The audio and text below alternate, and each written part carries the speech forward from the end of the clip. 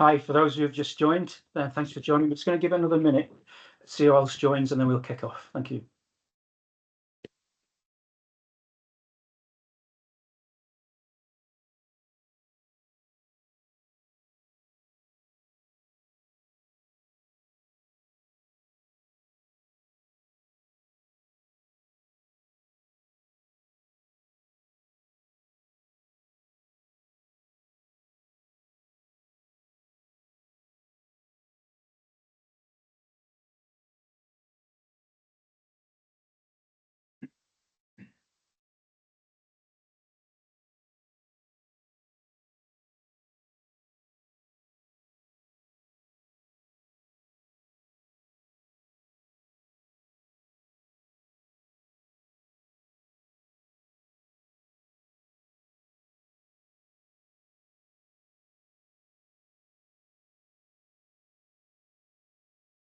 Okay, I think we'll kick off now, 11:31. So first of all, thanks to everyone who's joined. I appreciate your time today. On the call is myself, Nick Walsh from Arum, Dan from the Digital Debt Resolution Agency, and Esther from Arum's sales team, sales and marketing team. It's quite informal, so please ask questions anytime rather than perhaps saving them until the end. So you can do that by just posting into the chat or clicking on the raise hand icon at the top of the screen just to alert us. So apart from that, just wanted to tell you a little bit about Arum for those perhaps who haven't heard of us before, and then how we got together with the Digital Debt Resolution Agency in the first place. So Arum are a UK-based specialist collections and recoveries consultancy, and we've been around for just over 25 years, and we're the largest independent consultancy of its type in the UK. We offer services around collection system solutions, where we work with clients on the client side to help implement debt collection systems, other types of channels, making sure that the projects come in on budget and on time. And then on the other side of the coin, we have our advisory team, of which I'm a member, a principal consultant, and we work with clients across the whole of the collections environment, if you like. So we look at policies, we look at contact strategies, debt segmentation, compliance with regulation. We'll also work with clients who are looking at getting new technology because we know all about all the vendors out there. We help clients navigate all the different vendors that are there and the different solutions that are available. In terms of the Arum Approved Servicer Programme, which is what the Digital Debt Recovery Agency joined this year, it's a short engagement where we look at how the agency delivers the services across 7 different capability areas. So those capability areas will be things like technology, performance management, customer, client, and what they do for clients and the customers. It'll be around things like organization, how you set themselves up. And the idea of it is that we go through all of these areas, the business opens up to us, and at the end of it, we come up with a view on whether an organization meets our standards for the service that's on offer. If they do, they get accredited and they're given the Arum Approved Servicer certification. And then that allows the servicer to use our name to help them promote their service. And it also gives some comfort to our clients who may be looking for a service that they can see if one's Arum approved, then it's probably offering a good quality service. In terms of my background, I've been with Arum just over 10 years, principal consultant on the business side of the services that we offer. Prior to this, I was working for FICO, doing a similar role as business consultant director for collections and recoveries for FICO globally. Prior to that, I was head of collections with Citibank in the UK. And prior to that, all the way to when I left school, I've been involved in various collections related employers. So I've been there from a collector through to head of collections, through to consultant. Dan, can I hand over to you? Yeah, so I guess I'll start with introducing myself. So thanks everybody for joining this morning. So my name is Daniel Calcott. I'm the founder of the Digital DRA, Debt Resolution Agency. So my background is primarily within digital collections and online customer journeys, with quite heavily focused marketing background as well. So yeah, more recently, so for the last few years, I've been working and growing the Digital DRA, which is essentially a startup debt resolution agency. So we were founded in March 2021, and we essentially came to market. It was like a two-pronged approach. We essentially were the UK's first FCA authorised debt resolution agency. So we have dropped the terminology collection from everything that we do, essentially rebranding ourselves and trying to move away from the traditional debt collection look and feel. And then the second is our approach. So we're primarily a digital-only agency. So the vast majority of what we do is around self-serve customer journeys and engaging with customers via digital contact channels. Okay, thanks, Dan. I guess before we get into the detail as well, just to remind you that there's going to be some polls towards the end of this session. Just 4 polls, just asking for you to click an option just to give us some feedback. And they'll come in the second half of the sessions that we've got going on. I thought what we do is, as you look at the Digital DRA, I thought we'd look at changes to the collections industry in general over the past few years to see what organisations have had to deal with. And for me, it comes into 3 main sections. We've got the regulation, especially in financial services. And if we look how that's evolved even over the last 12 months. So we went from treating customers fairly, which was introduced back in 2006. So it's been around a while. Then we had Conk coming in with the FCA. And then we had Consumer Duty, which landed last July for customers with open products. And this July for customers with closed products, which takes compliance and customer protection to levels that we've never seen in the UK before. Now, the Consumer Duty mandates that creditor organisations must ensure that good outcomes are given to customers. There's a big overhead on the clients where they need to submit data on a quarterly basis across hundreds of data points about the customers they've treated and the journey they've been on. All that information then goes to the FCA into the analytic cloud. They've got data scientists, data analysts who pour all over the data across every creditor in the UK, looking for instances of where the data is telling them that good outcomes haven't been achieved. And that helps the FCA to much more quickly take interventions and to contact creditor organisations for more information and maybe going in to do a review. So it's a massive overhead. We haven't seen it before. And some clients were sort of 2 years getting ready for this to go live. So it's been a big deal all around, lots of money being spent. So regulation's certainly been a big issue. And we know as well that the FCA and the other regulators collaborate. So Ofgem, Ofwat and so on, they all collaborate. I would say the FCA is at the pinnacle of where all the regulators need to be, but they do talk and they do best practice share. So but potentially we might see some movement in some of the other sectors as well. Technology has improved dramatically. Core technologies like collection systems, predictive dialers have been around for a while, but now they're far more comprehensive than they used to be. So in the past, collection systems just used to take an instruction from a decision engine, which sat outside of the system, and it was to execute whatever the decision system told it to do. Now those decision systems are built into the collection system. Years ago, machine learning got built into them as well, and now we're starting to see AI being built into them too. So they're getting really sophisticated, especially with links to open banking and things like that. Also, the adoption of digital channels, especially during COVID, which was a massive change to the collection industry almost overnight when organisations had to shut down completely and had to get everybody working from home. That turned off outbound messaging, outbound dialing, and everybody was just involved in trying to deal with the number of inbound calls from concerned customers who didn't know what was going to happen.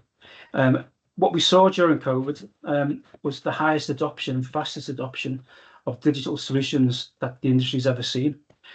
Some of them were put together quite tactically, so not really joined up.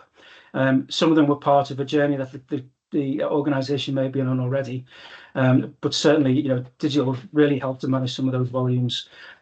Taking information from customers who needed payment holidays with a bit more automation behind it, So yeah, we saw rapid evolvement of digital there. I guess that brings us quite nicely down into the Digital Debt Resolution Agency, and just what you mean by resolution versus collection. What's all that about?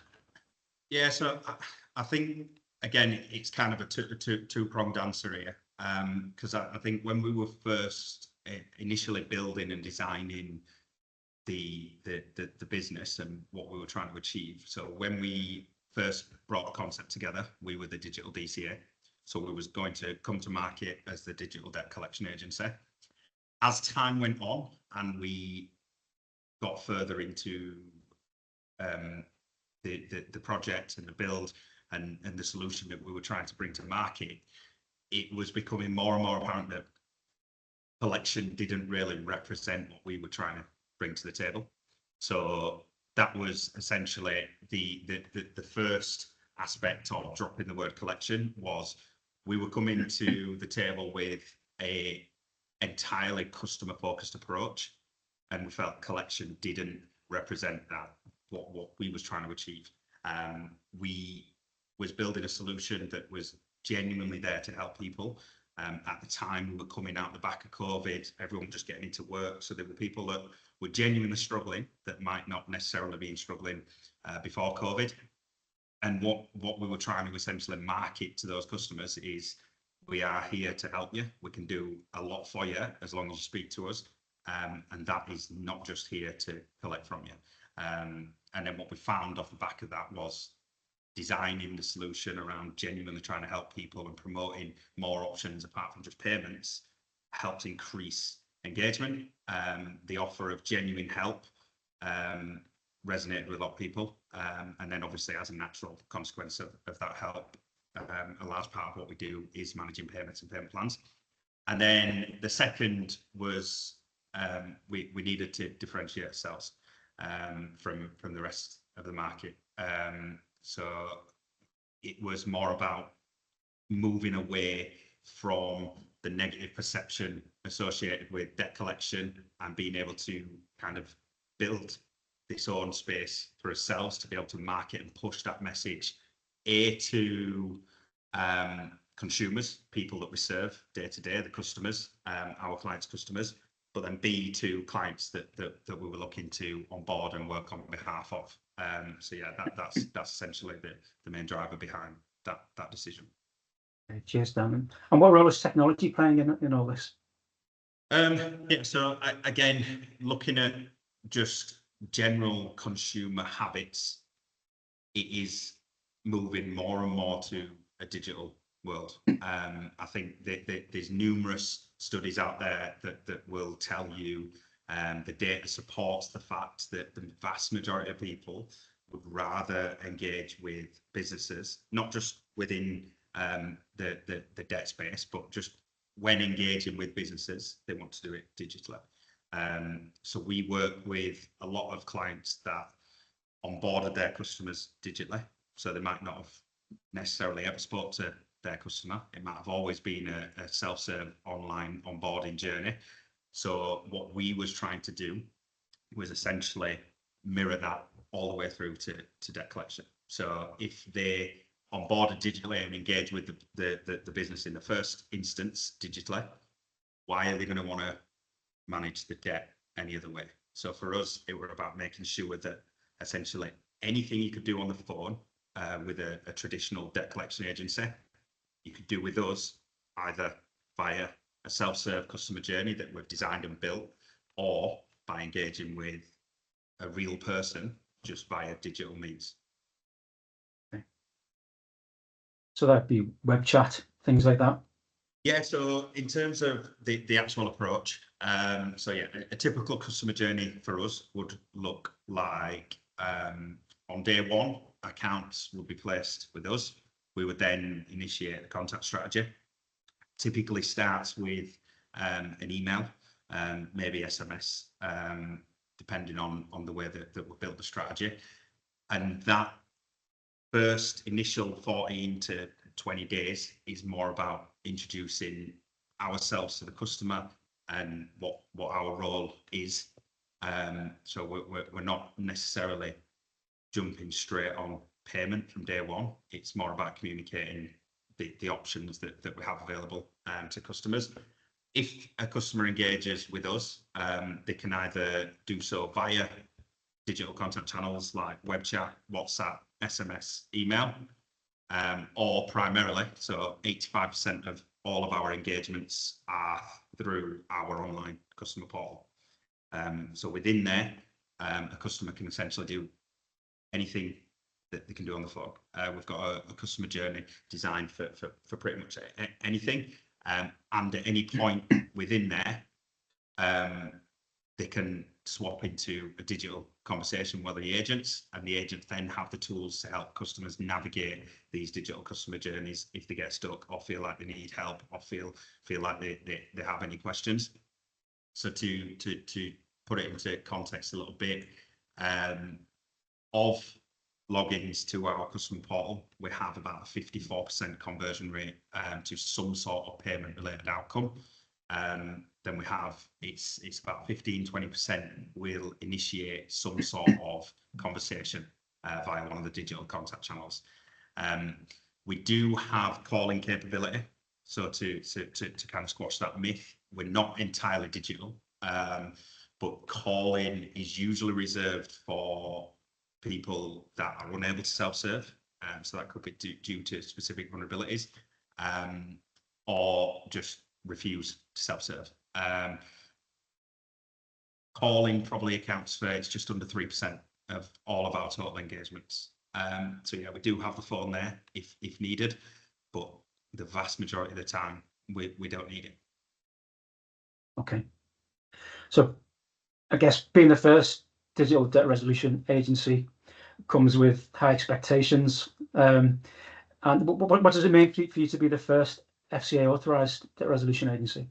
Yeah, so for us, I think it's quite important because obviously dropping the terminology collection and using resolution is the easy bit, but then following up and delivering on what that means is a completely different thing.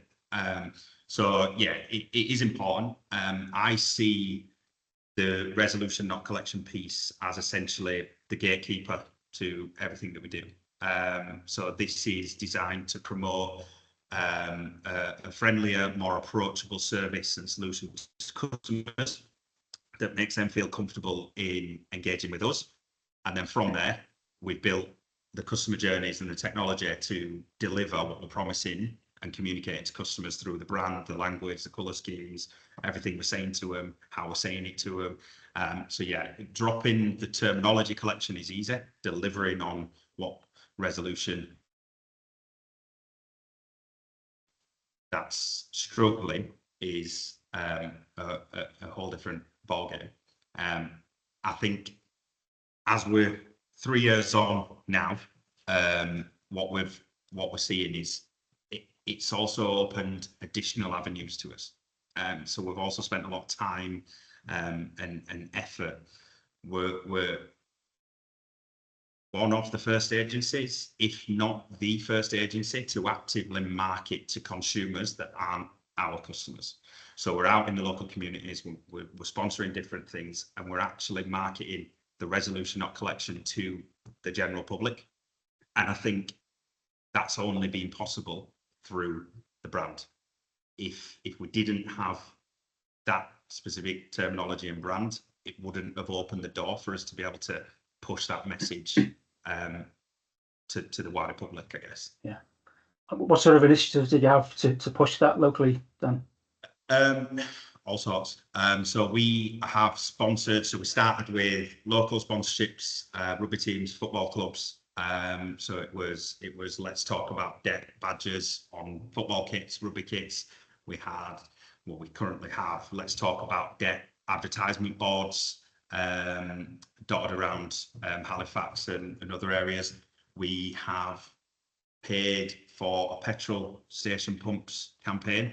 So when you're filling up your car on the nozzle, we've got a let's talk about debt message on there that customers can text. And this is all in association with the Credit Services Association here to help content.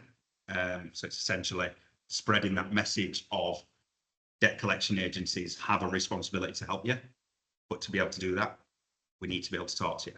And that's not just specific to my agency, that's just a message of positivity to the wider public in general. Just to get people talking about debt. As we know, there is a stigma associated with debt in general, just talking about debt and money. But then I think there is a real big issue in terms of just the general public's conception of what debt collection is. So talking to your average person that doesn't work within debt collection and understand what the hard work that does go into a lot of what we do, if you ask them what they think about debt collection, 9 times out of 10, it's not going to be a positive reaction or positive thoughts that they relate to you. So there is, and that's a large part of what we've set out to do from day one with, in terms of the brand's mission. It is about trying to do our best to push that message of positivity and kind of get that message out to the wider public of, we can help you, but we need to speak to you to be able to do it. Yeah. Well, that goes right back to what you said before about changing the narrative. That's sort of being seen and active in the local communities. So, I mean, I think we've probably gathered what makes you different, but in terms of what makes you different to traditional DCAs, how would you describe that? Yeah, so I think everything that we've done. So again, I'll go back to the brand point of view. I see that as the gatekeeper. So if you're looking at the colour schemes we use, the language we're using, the way we're presenting this message to customers, that's all a conscious effort to move away from the negative debt collection association from your general person, your general customer.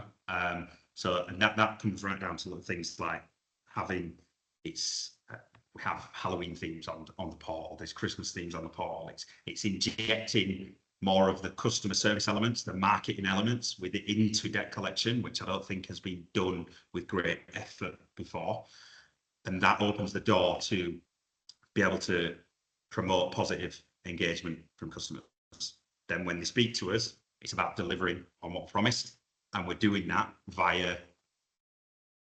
what the data is telling us is their preferred, the preferred way of engaging with businesses. And that is your self-serve customer journeys, which are seamless, end-to-end, very easy, explained at every point for customers to be able to easily navigate them. But we're not just saying, there's the self-serve portal, help yourself, figure it out. We have a team of resolution agents that are on hand to help at any point. So when customers do want to speak to us and do want to ask questions or need help, they can jump over to speak to us at any point via these digital contact channels. And what we're finding is, because we've been able to successfully build the tools for agents to effectively manage these conversations, we're able to keep them within the digital space without having to rely on the phone to finish and solve these conversations. So yeah, it works quite well, because I think that's the main. Digital gets thrown about a lot. To some people, when they say digital, they mean they're sending SMS and emails and they have an online payment portal. So when I say digital, I don't mean that. Obviously, yes, we are utilizing those functions, but I'm talking about an entire ecosystem that is our CRM, customer portal, agent view, and all the tools within this ecosystem to keep them within the digital space. So we do not have to rely on the phone at any point to get customers to the outcome that they need or they're looking for. So yeah, that integrated ecosystem is a key part of what we've done, and we've built out from the ground up from day one. And all we've been doing for the last 3-4 years now is continuously improving that. We're identifying areas of improvement. We're spotting the trends in the data that we're collecting, and from that we're able to enhance the product and the service that we're offering. Yeah, but you probably partly answered the next question though, which is how does your solution differ to traditional DCA's use of digital? Yeah, so like I said there, so we're talking, so we're not the kind of agency that's going to plug these accounts into a dialer. So we will not outbound dial customers. We are promoting positive inbound engagement with these customers. Obviously, that is done partly through the consistent message and branding throughout the contact strategies, right through to the customer portal and what we're presenting to customers. And then, yeah, it goes back to that digital ecosystem. It's fully integrated. It's in real time. There are no black holes essentially in terms of the conversations that we can have with customers over WhatsApp are exactly the same as what a traditional agency would have to rely on the phone for. So we can negotiate payment plans, we can do INEs, we can negotiate settlements, we can talk about vulnerabilities. And whilst the agent is having that conversation, updating their account in our CRM, those updates are directly reflected within the customer portal. So we can always be providing shortcuts or prompts back to the customer portal for the customer to easily read, digest, and action the conversation that we're having. Yeah, and I guess one of the benefits of that would be down to resources, because I was imagining one of your agents will be having one-to-many conversations with many customers, whereas traditional DCA on the phone, it's one-to-one. You're leaving messages, you're being quite unproductive. Yeah, so well, there's two key benefits there. So yeah, the first is we're very efficient. So yeah, we've got obviously the vast majority of customers are self-serving anyway. The ones that are coming through to us are coming through to us because there's a genuine need, so a specific query or some sort of problem that they need to discuss. And then yeah, agents are able to manage more than one conversation at once. We've spent a lot of time and effort building out tools to make their job a lot easier as well. So I know when you were here, we touched on the sentiment scoring, the automatic flagging of keywords, the canned responses that provide prompts and guides for agents to make sure they're covering everything that need to. So there's that. But then on the flip side, it kind of removes a bit of pressure from agents when dealing with these conversations. So as we know, when we're talking about debt and some of these specific queries or vulnerabilities, they can be quite tough conversations to have. Removing the phone from that conversation, we've found two things. Customers feel comfortable to talk and provide a little bit more detail on the current circumstances. Agents don't have as much pressure on them at that point to say the right thing or do the right thing at the exact moment. They've got that extra minute to kind of read, digest, and appropriately respond, or ask for the help that they need. So yeah, it definitely has its benefits in terms of efficiency of us organisation overall, but the actual quality of the service that we're providing to customers as well. Okay. So we heard how the communication between the customers will differ depending on the interaction and what the customer says in the portal, in the channel. Any other differences that you haven't described? Yeah, so going all there, but yeah, so again, because this kind of comes back to, I always get asked about chatbots a lot. So we have stayed away from implementing chatbots for a couple of reasons, which I'll go into later if you want.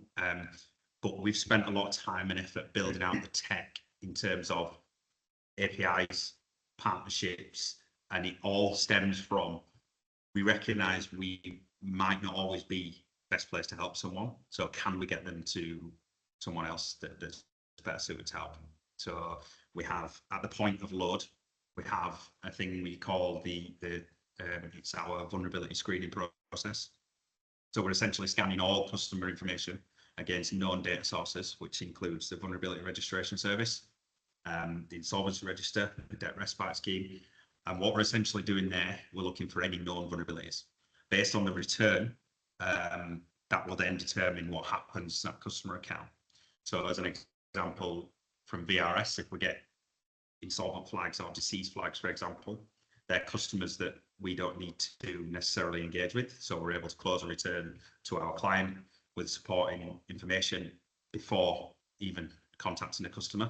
So that makes us a lot more efficient and a lot more effective. If there are financial difficulty flags, for example, they will almost be segmented and put on a different strategy that sits outside of the determined strategy for that client. And obviously no returns, they will just start from day one on the built strategy. So it's stuff like that that help us further enhance the service we're offering, but also make it a lot more effective for customers, because then leading off the back of that, the customer's dynamic. So I kind of touched on that as agents speaking with customers and updating the customer's account in our CRM, that directly reflects on what customer sees in the customer portal. So dependent on vulnerability flags, action markers, previous activity, previous notes, that will all determine what the customer sees when they log in. So we've started to build out specific vulnerable customer journeys, for example, and that's about, again, directing people to the help that they need more efficiently. And then, so I think that's a key aspect of what we do as well. It's not a one blanket fits all. It's dependent on your current circumstances, when we engage with you, in the conversation we have with you, the data that we've been able to capture from the various sources, that will determine A, what we communicate to you, and B, what you see when you do engage with us. Okay, thanks, Dan. Esther, could you launch poll 1, please? Thank you. Just conscious of time, Dan, they've got a few more questions to go. Just quickly, in terms of the way you do things, how does your engagement rate compare to standard DCAs? Contact rates, things like that? Yeah, this is an interesting one, because I'm not going to lie, when we were pre-launch, I always had the niggling doubt in the back of my mind that will we be able to compete with other agencies? Will this nice, friendly, soft approach work when stacked up against a traditional agency? And that was a concern of mine, because when push comes to shove, clients are always going to want to see results. Now, 3 years on, I can comfortably say that we can compete. So we're on various panels competing against various agencies across multiple industries. So I now have the data to be able to comfortably sit here and say that yes, we can compete, and sometimes, quite often, outcompete other agencies on panels. And I think that a large part of that does come down to, and I've mentioned it a few times now, but the brand being the gatekeeper of everything that we're trying to do. And that's kind of why, obviously, my background's heavily focused in marketing, and that's kind of why everything we're doing is a conscious effort to make ourselves presentable, approachable, friendlier to customers. And then, yes, from the back of that, we're able to convert the customers into the best outcome for them. Excellent. Okay. And what were the benefits of building the system of the channels you've got in-house? Huge. So we are not tied down by legacy systems or technology that's potentially lagging. Because we've built it ourselves from the ground up, and that is everything,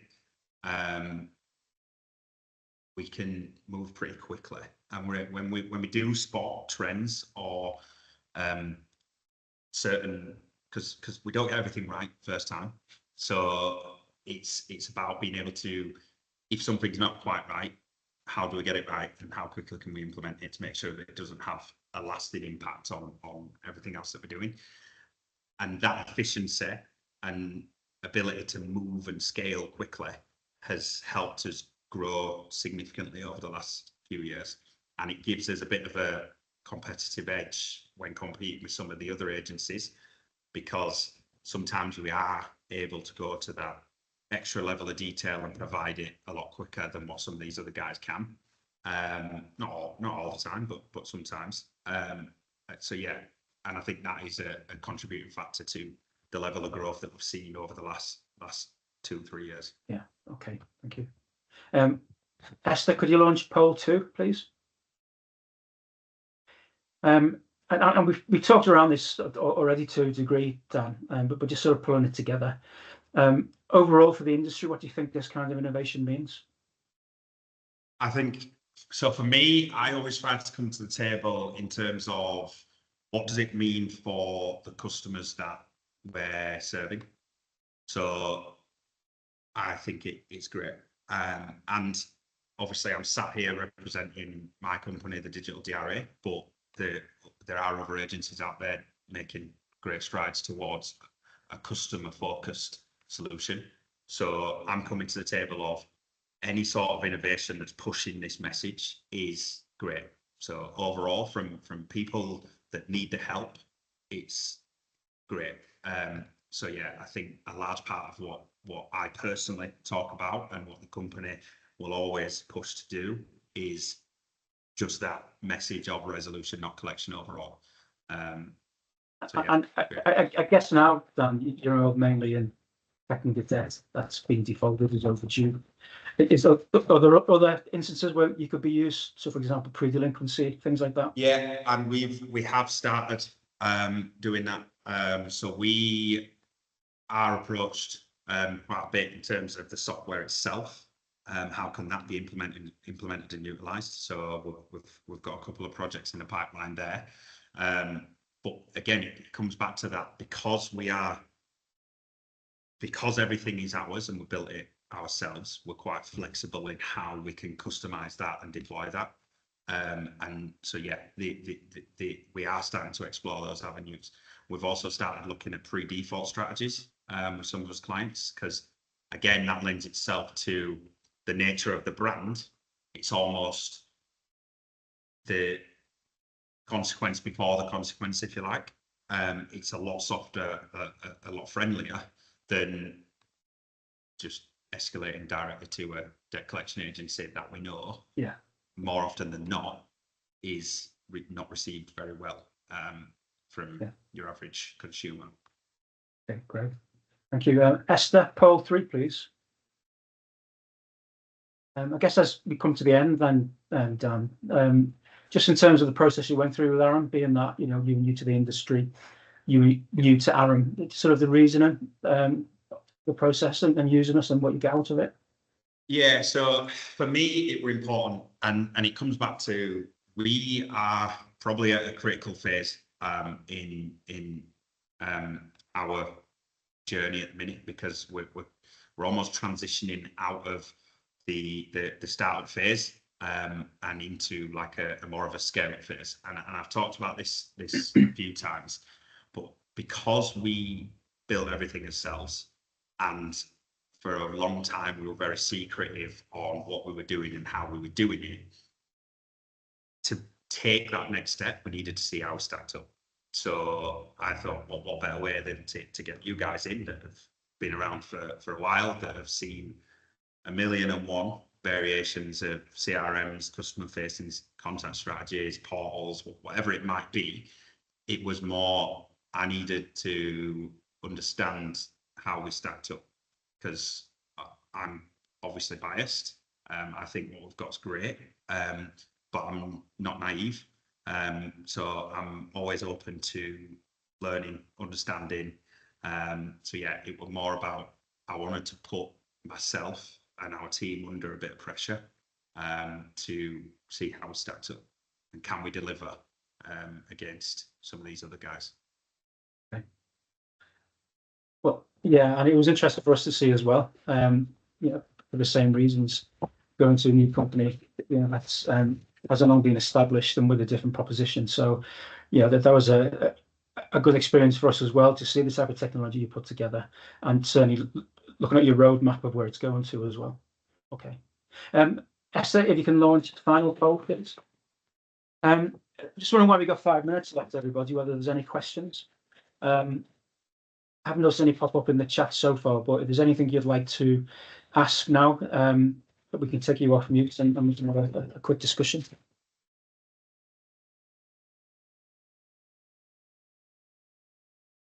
Nope. Okay. Well, I'd like to thank you all for your time today. Hope you found it useful. We'll send some slides out over the next day or so. And if there's any questions that you think of afterwards or any information you need, please don't hesitate to get in touch with us. Thanks, everyone. Thanks, Dan. Thanks, Esther. Perfect. Thank you, everybody. Bye.